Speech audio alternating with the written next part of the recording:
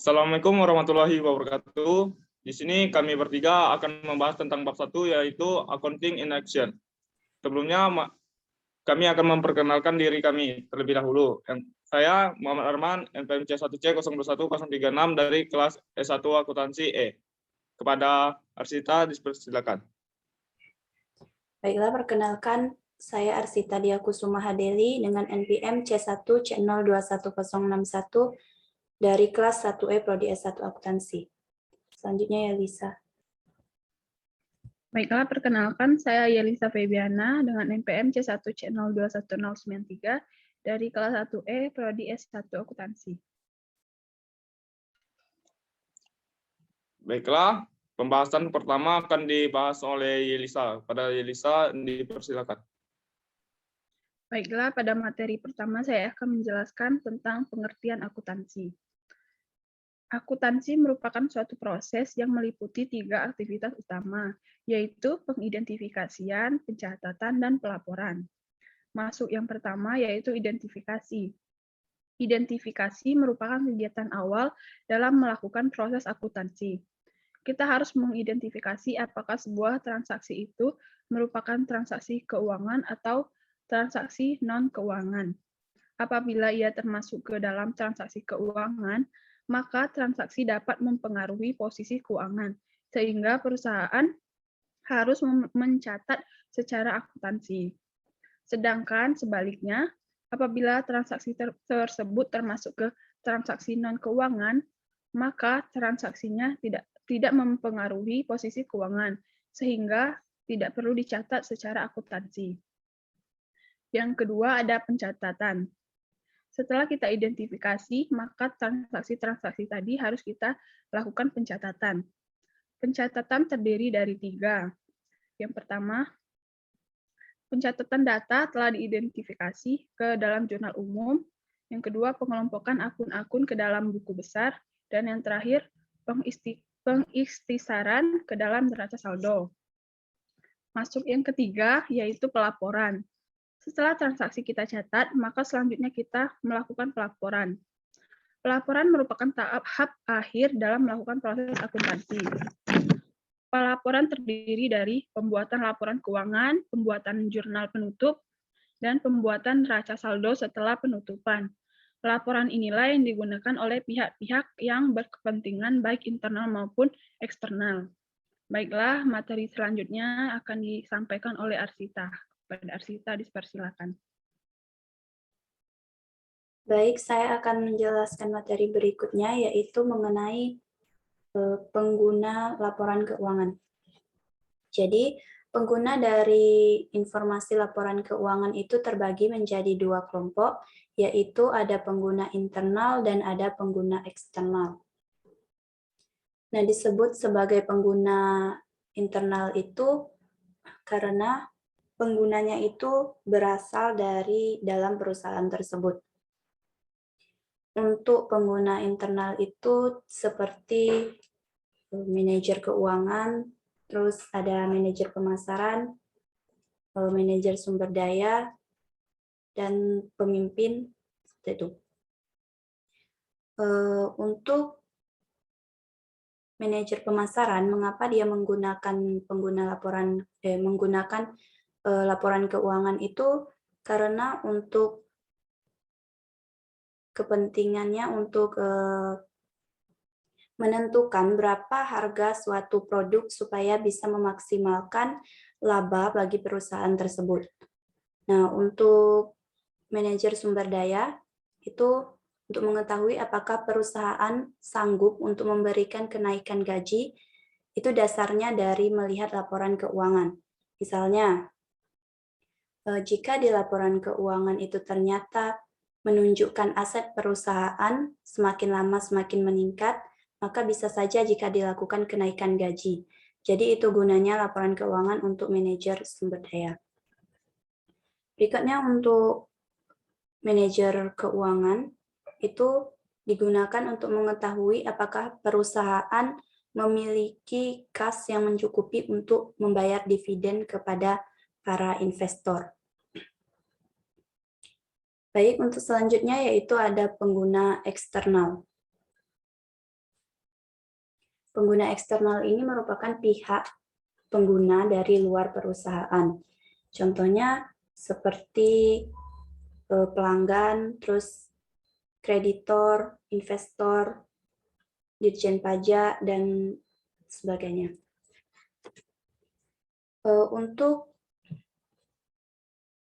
Untuk pelanggan atau customer itu menggunakan laporan keuangan itu untuk mengetahui apakah perusahaan itu dapat menguntungkan jika dilakukan bersama.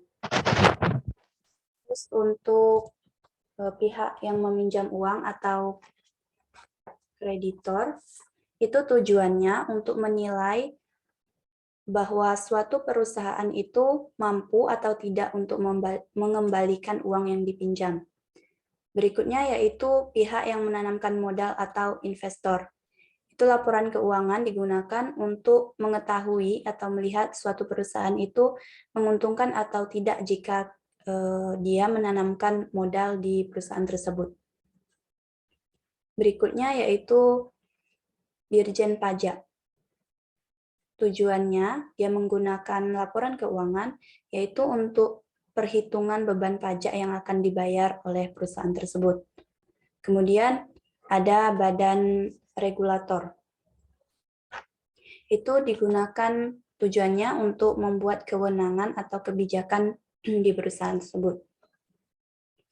Dan selanjutnya ada serikat pekerja, itu tujuannya untuk menentukan gaji bagi para pegawai yang bekerja di perusahaan tersebut.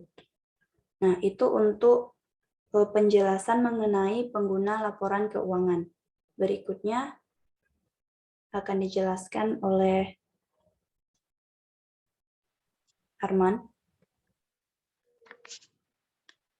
Baiklah, saya akan membahas tentang standar akuntansi yang berlaku di Indonesia. Sebelum kita masuk ke standar akuntansi yang berlaku di Indonesia, kita akan membahas Dewan Standar Akuntansi yang ada di Indonesia. Yaitu, kalau sekarang di Indonesia menggunakan standar akuntansi tunggal yang berlaku di seluruh dunia, yaitu IFRS. Singkatan dari International Financial Reporting Standard. Standar yang dikeluarkan dari IASB atau International Accounting Standard Board. Baik, apa saja standar akuntansi yang berlaku di Indonesia? Yang pertama adalah standar akuntansi yang berbasis IFRS. Standar ini diperuntukkan bagi perusahaan yang telah terdaftar di Bursa Efek Indonesia. Misalnya kalau kita bekerja sebagai akuntansi di PT Indofood, berarti itu sudah proses penyusunan laporannya menggunakan rujukan SHK berbasis IFRS karena perusahaan tersebut telah terdaftar di Bursa Efek Indonesia. SHK ini memiliki kualitas yang paling bagus, tetapi mempunyai harga yang paling mahal, maka diwajibkan untuk perusahaan-perusahaan yang besar.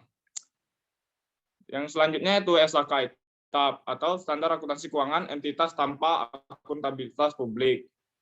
Contohnya PT Agung Toyota yang berada di Bengkulu. Perusahaan bentuk perseroan yang besar ada di Bengkulu, tetapi tidak terdaftar di Bursa Efek Indonesia. Maka dia tidak wajib menggunakan IFRS. Dia bisa menggunakan SHK Etap dan lebih standar dari SHK besar. Dia bisa saja menggunakan SHK IFRS, tetapi dia memilih yang sederhana yaitu SHK Etap. Yang selanjutnya SHK IMKM atau Entitas Mikro Kecil Menengah. Misalnya kalau kita bekerja di sebuah perusahaan menengah di Provinsi Bengkulu, maka tidak diwajibkan untuk menggunakan kedua SHK yang tadi dibahas. Menggunakan SHK IMKM ini saja sudah cukup dan itu diperbolehkan karena masih kategori usaha menengah. Kalau menggunakan SHK besar itu bisa saja, tetapi pendapatan yang kita terima dengan SHK yang kita bayarkan itu tidak sesuai. Yang keempat yaitu adalah SHK Syariah yang bersifat komplementer atau melengkapi. Artinya jika kita bekerja di sebuah bank murah mualaf akunting yang berbasis syariah, itu kita tidak bisa menggunakan SHK yang lainnya karena bank itu bersifat syariah. maka kita menggunakan SHK syariah. SHK ini melengkapi dari ketiga SHK tadi dengan disesuaikan dengan skala perusahaannya. Yang kelima adalah SHK 45 untuk organisasi nirlaba. Misalnya bekerja di sebuah yayasan, kita sebagai pencatatan laporannya, itu kita tidak akan memprioritaskan adanya keuntungan. Yang keenam adalah standar akuntansi pemerintah atau SAP yang mengacu pada peraturan Undang-Undang Nomor 72 Tahun 2010, di mana digunakan oleh pemerintah pusat dan pemerintah daerah.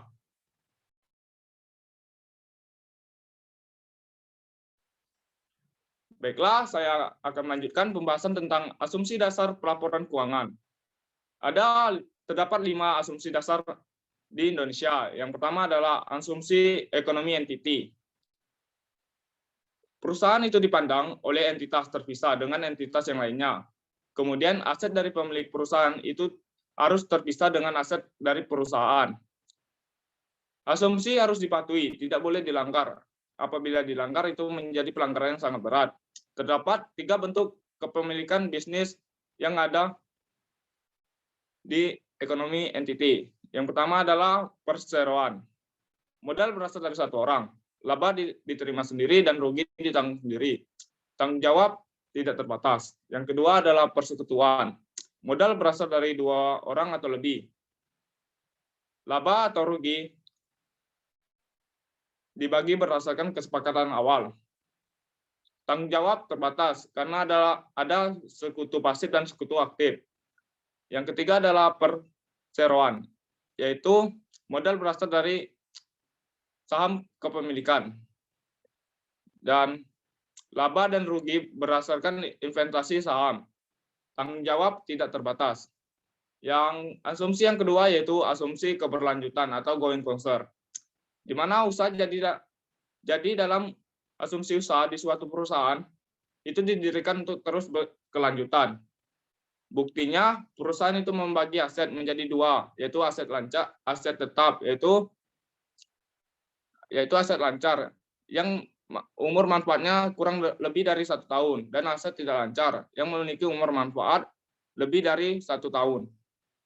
Contohnya bangunan estimasi yang berumur 15 tahun, yang kita sewakan 15 tahun, maka itu akan mengasumsikan bahwa itu akan bertahan selama 5 tahun, tanpa memikirkan ke depannya terjadi apa. Yang ketiga adalah asumsi moneter unit.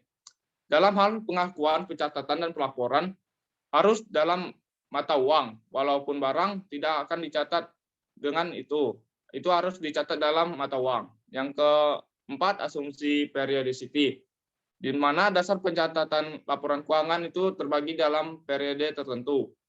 Yang pertama adalah pencatatan laporan keuangan dalam 1 bulan, di mana kita setiap bulannya akan membuat laporan pencatatan. Yang kedua adalah laporan pencatatan per 3 bulan. Setiap 3 bulan kita akan membuat laporan keuangan. Yang ketiga adalah laporan keuangan per 6 bulan, di mana pada bulan ke-6 kita akan membuat laporan keuangan, dan pada bulan Desember kita akan membuat laporan keuangan yang kedua. Yang keempat adalah laporan keuangan per tahun, di mana kita akan membuat laporan keuangan itu pada akhir tahun. Yang asumsi kelima yaitu akrual. Dasar pencatatan transaksi, di mana transaksi itu dicatat apabila transaksi itu sudah terjadi, tanpa memikirkan adanya kas yang masuk dan kas yang keluar. Dasar ini yang akan kita pelajari ke depannya. Baiklah, penjelasan selanjutnya akan dibahas oleh Arsita.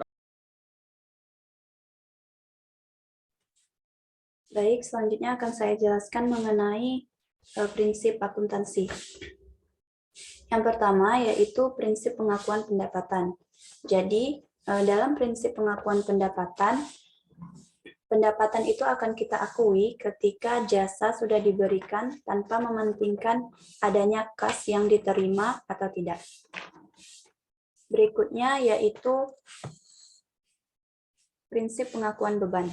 Jadi, beban akan diakui oleh perusahaan ketika perusahaan sudah merasakan manfaat tanpa mempedulikan apakah dia sudah melakukan pembayaran atau belum. Dan berikutnya ada prinsip pengukuran. Jadi prinsip pengukuran itu dibedakan menjadi dua, yaitu prinsip harga perolehan awal dan prinsip nilai wajar. Prinsip perolehan awal itu yaitu aset yang diperoleh pada tanggal perolehan akan dinilai berdasarkan harga perolehan awal, dan setelah aset tersebut dimanfaatkan, aset tersebut tetap dinilai dan dilaporkan sebesar harga perolehan awalnya. Sehingga prinsip ini menyajikan harga yang tidak sebenarnya. Berikutnya yaitu prinsip nilai wajar. Jadi aset dinilai pada tanggal perolehannya setelah aset tersebut dimanfaatkan. Aset akan dinilai dan dilaporkan sebesar nilai wajarnya berdasarkan harga pasar, sehingga prinsip itu menyajikan harga yang sebenarnya. Berikut. Yang kelima yaitu prinsip pengungkapan secara penuh. Prinsip pengungkapan secara penuh adalah prinsip yang menyajikan informasi yang lengkap dalam laporan keuangan. Pengungkapan itu diperlukan agar pengguna laporan keuangan dapat mempertimbangkan informasi yang relevan atau perlu dilakukan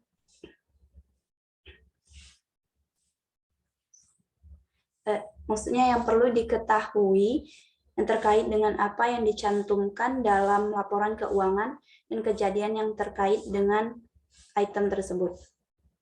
Yang keenam yaitu prinsip penandingan. Prinsip penandingan itu adalah prinsip di mana pendapatan dan beban-beban sehubungan dengan perolehan pendapatan tersebut harus dilaporkan dalam periode yang sama. Jadi harus dilaporkan dalam satu periode yang sama. Baik, itu penjelasan mengenai prinsip-prinsip akuntansi. Berikutnya akan dijelaskan oleh Yelisa. Baiklah, saya akan melanjutkan penjelasan tentang persamaan dasar akuntansi. Persamaan dasar akuntansi adalah aset sama dengan liabilitas plus ekuitas, yang artinya aset dapat diperoleh dari pendanaan, hutang, atau menggunakan modal sendiri. Persamaan dasar akuntansi meliputi kondisi keuangan, yaitu aset, liabilitas, dan ekuitas. Besar aset harus sama dengan besar liabilitas ditambah dengan ekuitas, sehingga hasilnya balance. Jika tidak sama, maka itu pasti terjadi kesalahan. Masuk yang pertama yaitu aset. Aset memiliki 3 karakteristik. Yang pertama, sumber daya atau kekayaan dapat dikuasai dan dikendalikan.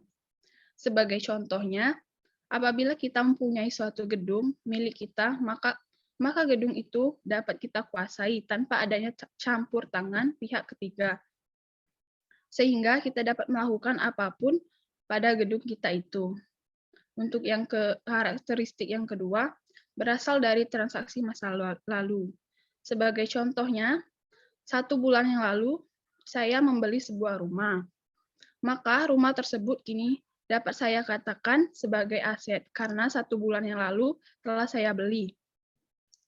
Masuk ke karakteristik ketiga, yaitu memberikan manfaat di masa yang akan datang. Sebagai contoh, kita membeli sebuah mesin fotokopi dan setelah digunakan, banyak pelanggan yang membeli jasa fotokopi pada kita. Sehingga kita mendapatkan manfaat berupa uang dari mesin fotokopi yang telah kita beli tadi. Masuk ke yang kedua, yaitu liabilitas. Liabilitas merupakan kewajiban yang saat ini berasal dari transaksi masa lalu dan akan kita lunasi pada masa yang akan datang. Sebagai contoh, kita meminjam uang kepada pihak bank sebesar 500 juta rupiah. Maka, bulan depan kita harus memulai melunasinya walaupun dengan cara menyicil. Membayar hutang dapat dilakukan dengan 3 cara. Yang pertama, membayar dengan kas. Jika kita tidak mempunyai kas, maka lakukan dengan cara kedua, yaitu menyerahkan aset lain selain kas. Dan untuk cara yang ketiga, membayar dengan cara menciptakan hutang yang baru. Baiklah, untuk yang ketiga yaitu ekuitas. Ekuitas adalah hak residual atas aset yang dimiliki oleh pemilik setelah dikurangkan dengan liabilitas. Jadi, ekuitas diperoleh dari pengurangan semua aset dikurang dengan liabilitas. Ekuitas sering juga disebut sebagai aset bersih perusahaan. Baiklah, itu saja penjelasan dari saya. Saya kembalikan ke Muhammad Arman. Baiklah, setelah kita membahas tentang materi-materi yang telah kita bahas, di sini kita akan saling bertanya tentang materi yang ingin kita tanyakan. Baiklah, pada teman yang ingin bertanya terlebih dahulu, dipersilakan.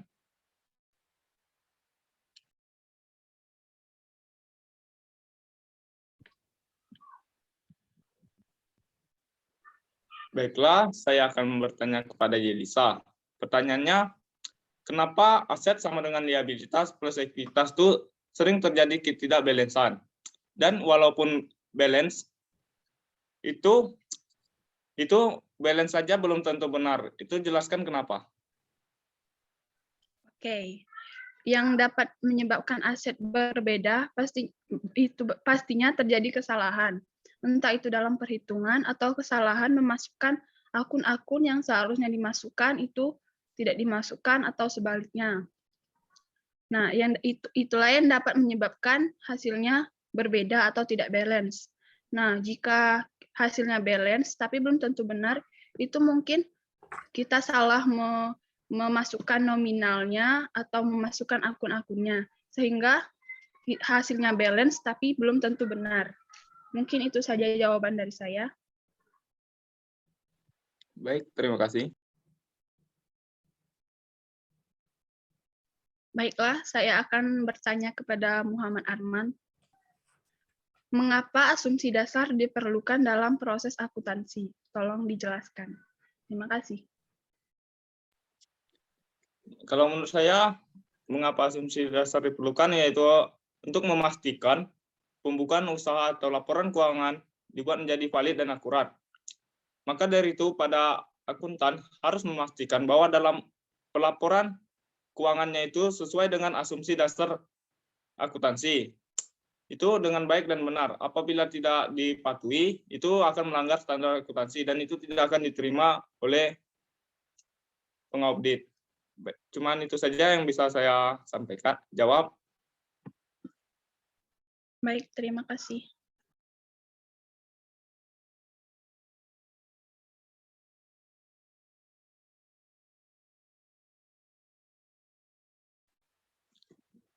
Baiklah, siapa lagi yang ingin bertanya? Baik, saya ingin bertanya kepada Muhammad Arman mengenai yang asumsi dasar akuntansi tentang yang monetary unit. Itu kan di monetary unit itu semua pengukuran, pencatatan, dan pelaporan dinyatakan dalam satuan mata uang. Nah, itu maksudnya contohnya itu bagaimana? Bisa tolong berikan contoh penerapannya? Terima kasih. Baiklah, contoh penerapannya seperti ini. Apabila kita memiliki perusahaan peternakan, kita memiliki 50 ekor sapi. Itu tidak akan dicatat dalam pelaporan keuangannya itu 50 ekor. Itu akan dihitung dalam satuan mata uang sesuai dengan asumsi dasar akuntansi. Oleh karena itu, kita harus memperhitungkan dulu satu ekor sapinya itu berapa harga yang ingin kita jual sesuai dengan harga pasaran juga tentunya. Itu berarti setelah kita menentukan satuan harga satu ekornya misalnya 15 juta, itu tinggal kita kalikan saja dengan 50 ekor dan itu langsung bisa kita masukkan dalam laporan keuangan kita. Dan itu sesuai dengan asumsi dasar akuntansi. Baiklah, cuma itu saja yang bisa saya jawab. Baik, terima kasih. Baiklah, saya akan bertanya kepada Arsita Diaksumahadeli. Siapa saja orang-orang yang dapat disebut sebagai investor sebuah perusahaan? Baik, untuk pertanyaannya Lisa, investor itu yang dapat diakui sebagai investor itu mereka atau perusahaan yang memiliki kelebihan dana dan berkeinginan untuk menginvestasikan dananya ke suatu perusahaan atau ke suatu aset sehingga akan menghasilkan keuntungan yang berlipat, ya, yang akan mendapatkan keuntungan yang berlipat. Ini dengan investor. Baik, itu saja jawaban dari saya. Baiklah, terima kasih. Baiklah, saya akan bertanya kepada Arsita. Pertanyaannya, kenapa dalam prinsip akuntansi, prinsip penandingan, pendapatan dan beban-beban itu harus dilaporkan dalam periode yang sama? Jelaskan mengapa.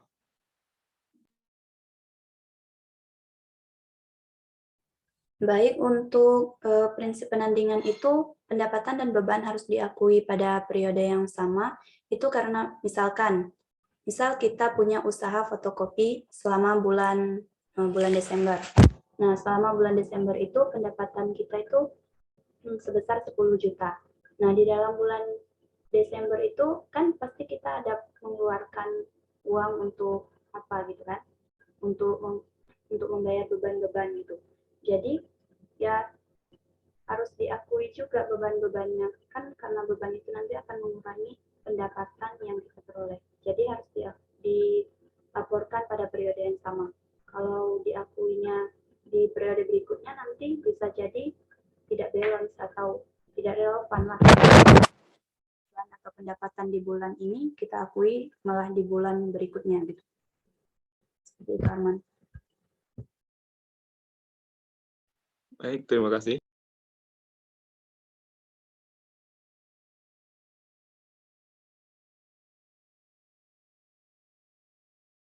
Apa masih ada pertanyaan lagi, teman-teman? Saya cukup. Saya juga sudah cukup.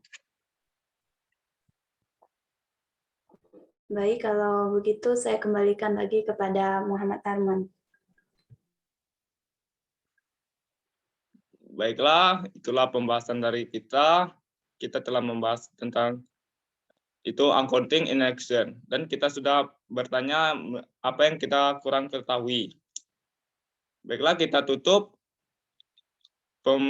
penjelasan kita pada hari ini. Saya akhiri. Wassalamualaikum warahmatullahi wabarakatuh. Waalaikumsalam warahmatullahi wabarakatuh. Waalaikumsalam warahmatullahi wabarakatuh.